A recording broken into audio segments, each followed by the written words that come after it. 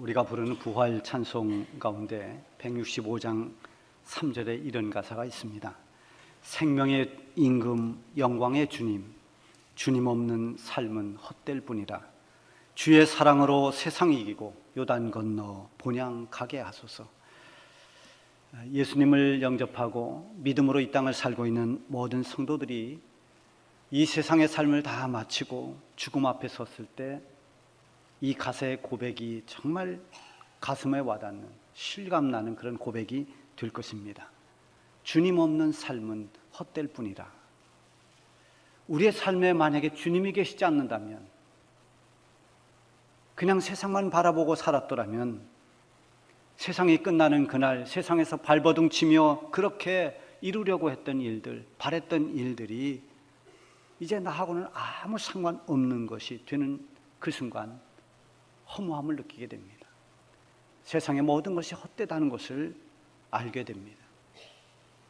그래서 인생을 시적 감각으로 표현한 푸시킨의 식구에도 보면은 삶이 그대를 속일지라도 슬퍼하거나 노여워하지 말라, 이렇게 표현을 했죠. 인생을 살면서 온갖 부귀영화를 다 누려봤던 솔로몬 왕도 해 아래서 수고하는 모든 수고가 사람에게 무엇이 유익한가 하면서 헛되고 헛되니 모든 것이 헛되도다, 이렇게 말합니다. 여러분, 결국 이 솔로몬은 인생의 허무함을 말하려고 하는 것이 아니라 이 세상에서 모든 것을 다 누려본다 한들 다 헛될 뿐이다. 하나님 없는 모든 것은 헛될 수밖에 없다는 것을 강조한 것입니다. 주님 없는 삶은 헛될 뿐이라.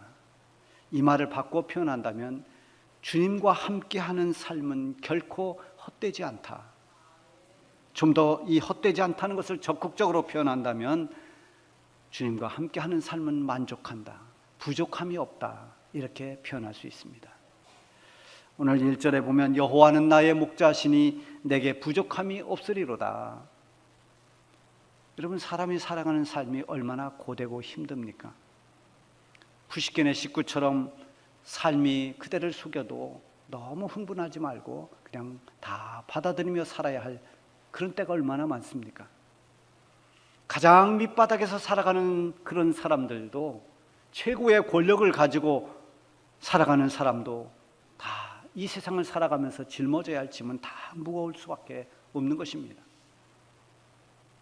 예수님께서 수고하고 무거운 짐진 자들아 다 내게로 오라, 내가 너희를 쉬게 하리라, 이렇게 말씀하셨어요. 예수님이 말씀하신 수고하고 무거운 짐진 자들은 어떤 특정한 사람들만이 아니라 죄 아래 살아가는 모든 이 세상의 사람들을 말하는 것입니다. 시편 23편을 우리는 다윗의 노래다, 다윗의 시다, 이렇게 말합니다.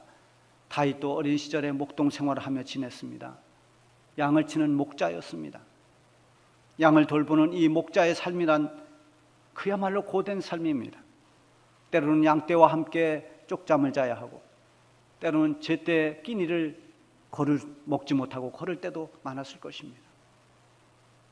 이런 경험을 했던 다윗이 하나님이 나의 목자라고, 그래서 나는 부족함이 없다고 그렇게 고백합니다. 다윗은 양치기 소년부터 한 나라를 통치하는 왕에 이르기까지 많은 일들을 경험하면서 인간이 겪는 수많은 아픔을 겪어봤습니다. 배신과 위기와 실패, 이런 모든 것들을 다 겪으면서도 그는 결코 좌절하지 않았습니다. 그런 모든 것들을 다 극복하는 비결이 그에게 있었습니다. 그것은 바로 그의 목자가 되신 하나님이 계시기 때문이었습니다. 그가 감당할 수 없는 무거운 짐을 맡길 수 있는 목자 되신 하나님이 계셨기에 그는 어떤 상황에서도 나는 부족함이 없다라고 말할 수 있었던 것입니다. 그러면 목자 되신 하나님께서 어떻게 다윗을 인도하셨는지 오늘 본문을 통해서 함께 살펴보도록 하겠습니다. 2절에 보면 그가 나를 푸른 풀밭에 누이시며 쉴 만한 물가로 인도하시는도다. 여기 보면 푸른 풀밭, 쉴 만한 물가가 나옵니다. 벌써 우리는 아주 목가적인 그런 풍경이 떠오릅니다. 그런데 여기서 중요한 것은 어떤 풀밭이고 어떤 물가냐 하는 것이 정말 중요합니다.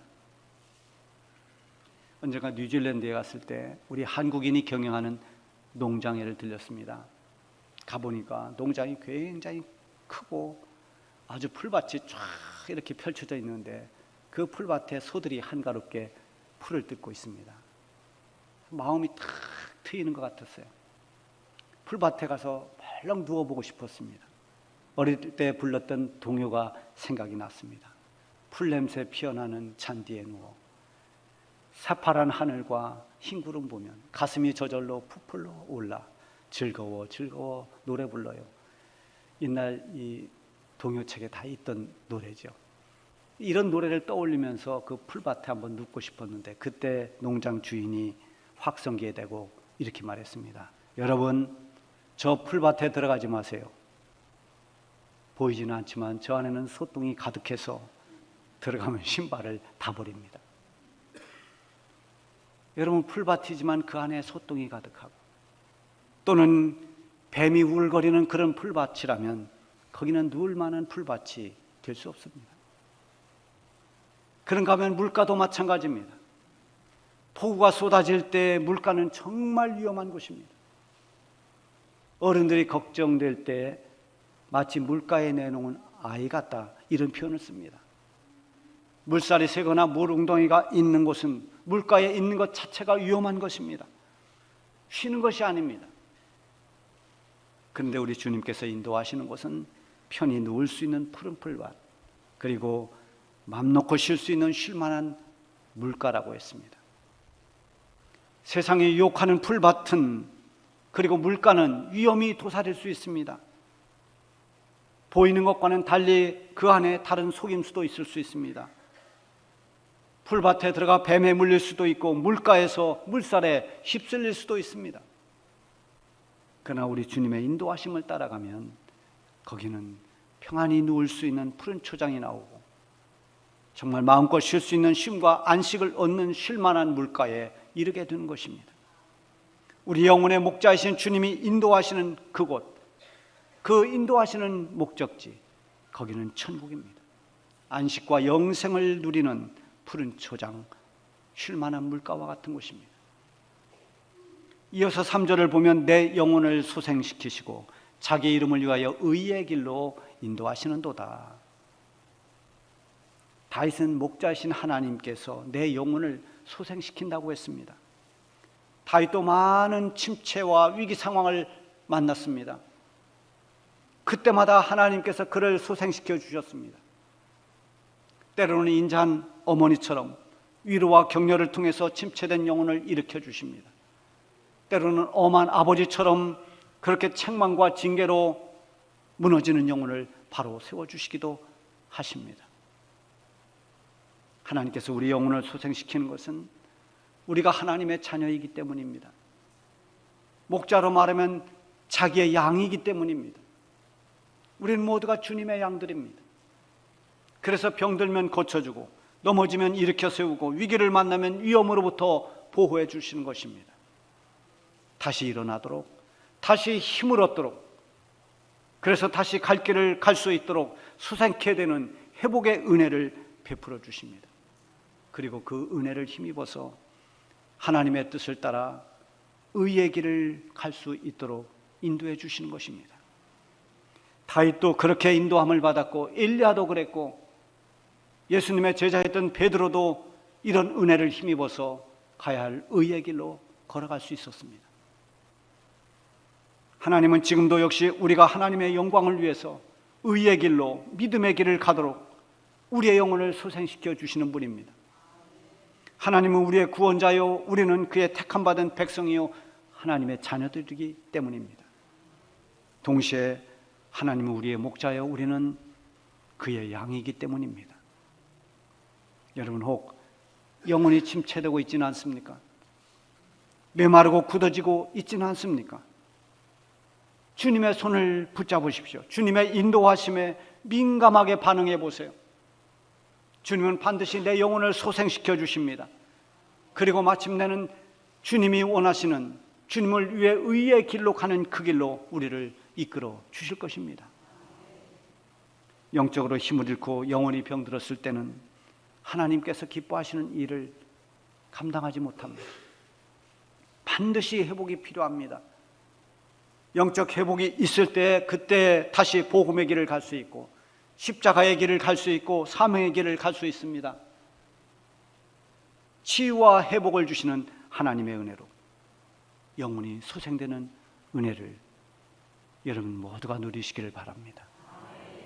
이어서 4절을 보면 내가 사망의 음침한 골짜기로 다닐지라도 해를 두려워하지 않을 것은 주께서 나와 함께 하심이라. 주의 지팡이와 막대기가 나를 안위하시나이다. 목자가 양들을 인도해서 데려가는 곳은 먹을 풀이 있고 마실 물이 있는 곳입니다. 뿐만 아니라 마음 편히 거기서 먹고 마시고 쉴 수 있는 최고의 쉼터, 안식처로 이끌어갑니다. 우리의 삶으로 말한다면 하나님께서 최종적으로 우리를 인도하시는 곳은 천국입니다. 사도 요한은 환상 가운데 하나님의 나라를 이렇게 묘사했습니다. 모든 눈물을 그 눈에서 닦아주시니 다시 사망이 없고 애통하는 것이나 곡하는 것이나 아픈 것이 다시 있지 아니하리니 처음 것들이 다 지나갔음이더라. 그러나 그 천국에 이르기 전에 이 세상을 사는 동안에는 여러 가지 아픔과 시련에서 우리는 자유로울 수가 없습니다. 하나님께서 인도해 주시는 삶이지만 그 여정에는 사망의 음침한 골짜기 같은 그런 위험한 골짜기도 있습니다. 그러나 이 골짜기는 목적지가 아닙니다. 지나가는 곳입니다. 저는 지난주에 휴가 기간이었는데요, 저 산 좋고 물 좋은 정선회가 있었습니다. 근데 그때 마침 또 태풍이 지나가는 때라 그냥 밖에 나가 돌아다니지도 못하고 있다가 금요일 날 이제 오는 날이라서 아침에 보니까 그 가리왕산 케이블카를 중단했다가 운영한다 그래서 여기까지 왔다가 저걸 한번 타고 가자 그래서 오전에 일찍 그걸 우리 식구가 탔습니다. 아침이라 그런지 사람도 별로 없어요. 빈 케이블카만 쭉 올라갔다 내려갔다 하는데요, 그걸 타고 중간 지점을 지나서 한 출발한 지 20여 번쯤 됐어요. 상당히 오래 타는 것 같았어요, 그 시간이. 갑자기 앞에 안개가 꽉 꼈는데 정말 한 치 앞에 안 보여요. 이게 앞으로 가는지 뒤로 가는지 나무가 있는지 정상이 어딘지 알 수가 없어요. 그러더니 바람 소리가 막 이 열린 창틈에서 휙휙 나더니 케이블카가 막 일렁거리기 시작했어요. 돌풍을 만났어요. 이게 얼마나 남았구나 알면 좀 저기까지만 가면 되겠다 싶은데 앞은 안 보이죠. 아무것도 안 보이고 바람은 막 심하게 불어대고 케이블카는 일렁거리고. 그런데 방송이 나왔습니다. 지금 돌풍이 불고 있으니 자리에 가만히 앉아 있으면 안전하게 목적지까지 갈 수 있습니다. 방송이 나왔어요. 조금 기다렸더니 목적지까지 도착했습니다. 여러분, 앞길이 안 보일 때 참 얼마나 답답한지 모릅니다. 우리가 인생을 살아가다 보면 이렇게 짙은 안개처럼 앞이 안 보이고 막막한 그런 상황을 만날 때가 있습니다. 돌풍이 몰아치는 것처럼 감당할 수 없는 우리의 삶의 전반을 뒤흔드는 그런 시련의 바람을 만날 수도 있습니다. 다윗도 그런 사망의 음침한 골짜기 같은 위험한 골짜기를 많이 지나갔습니다. 때로는 외롭고 두렵고 견디기 어려운 그런 고난의 때를 그는 다 경험했습니다. 시편 23편 앞쪽에 있는 시편 22편에 보면은 6절에서 8절에 다시 이렇게 말합니다. 나는 벌레요 사람이 아니라 사람의 비방거리요 백성의 조롱거리니이다. 나를 보는 자는 다 나를 비웃으며 입술을 삐죽거리며 머리를 흔들며 말하기를 그가 여호와께 의탁하니 구원하실 걸, 그를 기뻐하시니 건지실 걸 하나이다. 사람들이 얼마나 비방하고 조롱하는지 모릅니다. 하나님께 삶을 의탁했다고 자 하나님이 구원해 주시나 보자. 네가 하나님을 기뻐한다니, 하나님이 너를 기뻐한다니, 하나님 너를 건져주시나 보자. 그러면 사람들이 입을 비죽이며 조롱합니다. 비웃습니다. 그런 가운데서도 다윗은 흔들림 없이 하나님을 의탁하고 하나님을 기뻐했습니다. 어떻게 그것이 가능한가? 다윗은 하나님께서 나와 함께 해주신다는 것을 의심하지 않았습니다. 하나님이 함께 한다는 그 믿음으로 그런 모든 조롱과 비난, 고난의 때를 이겨냈습니다. 시편 23편의 고백처럼 다윗이 사망의 음침한 골짜기를 두려워하지 않았던 이유는 아주 분명합니다. 주께서 나와 함께 하십니다. 주님이 나와 함께 해주심을 믿었기 때문입니다. 믿음으로 인한 담력은 어떤 두려움도 다 이겨낼 수가 있습니다. 특히 주님께서 나와 함께 하신다는 그 확신이 있을 때 사망의 골짜기 같은 그런 고통의 골짜기를 지날 때도 주님의 손을 붙잡고 담대히 지나갈 수가 있는 것입니다. 비록 우리는 힘이 없고 약해도 우리를 인도하시는 하나님은 전능하신 하나님이십니다. 하나님께서 나와 함께하면서 능력의 지팡이와 막대기로 우리를 안위해 주십니다. 보호해 주십니다. 그렇게 우리를 안위해 주시고 이끌어 주시는 하나님이 우리의 하나님이시기에 우리는 모든 어려움과 두려움, 염려를 이겨낼 수 있는 것입니다. 다윗은 하나님이 나와 함께 하시고 나를 지켜주신다는 이 믿음이 있었기 때문에 어린 시절, 목동 시절에 사자와 곰을 두려워하지 않았습니다.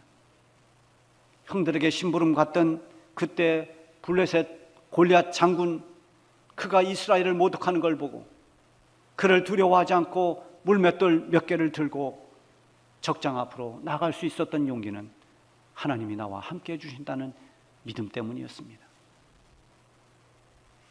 그가 왕이 돼서 수많은 전쟁을 치르면서도 자신을 인도하고 승리하게 하실 하나님을 의지하면서 전쟁에 임했습니다. 그럴 때마다 하나님께서 주시는 승리의 기쁨을 맛보았습니다. 5절에 보면 주께서 내 원수의 목전에서 상을 차려주시고 기름을 내 머리에 부으셨으니 내 잔이 넘치나이다. 대적하는 많은 사람들 앞에서 하나님께서 축복의 축복을 넘치도록 주셨다는 것입니다. 원수들은 다윗을 대적했지만 하나님은 보란듯이 원수의 목전에서 다윗에게 풍성한 은혜를 베풀어 주셨습니다. 사탄은 우리를 공격하고 넘어뜨리려고 하지만 하나님은 우리에게 넘치는 은혜를 부어주시는 분입니다. 다윗은 이렇게 평생의 선하심과 인자하심으로 자기를 인도해 주시는 목자 되신 하나님을 기뻐하면서 영원히 여호와의 집에 살리라고 그렇게 노래하고 있습니다. 사랑하는 여러분, 우리는 결코 완벽한 존재가 아닙니다. 우리는 하나님이 지은 하나님의 피조물이고 그리고 유한한 존재들입니다. 모든 사람이 시간이 지나면 다 늙고 병들고 죽습니다. 사는 동안에도 수없이 많은 위기와 시련을 겪어야 합니다. 그래서 우리에게는 인도자가 필요합니다. 우리의 삶을 이끌어줄 분이 필요합니다. 내 영혼을 이끌어줄 손길이 있어야 됩니다. 거짓 인도자는 인생을 망하는 길로 끌고 갑니다. 사탄은 영혼이 망하는 길로 우리를 안내합니다. 그러나 우리에게는 우리를 영생의 길로 인도하시는 목자가 있습니다. 그분은 우리를 위해 목숨을 내주신 선한 목자 되신 우리 주님이십니다. 나와 함께 하시며 저 천국까지 나를 인도하실 주님이 나의 목자요 나의 주님임을 잊지 말고 용기 있게 세상을 살아가시길 바랍니다.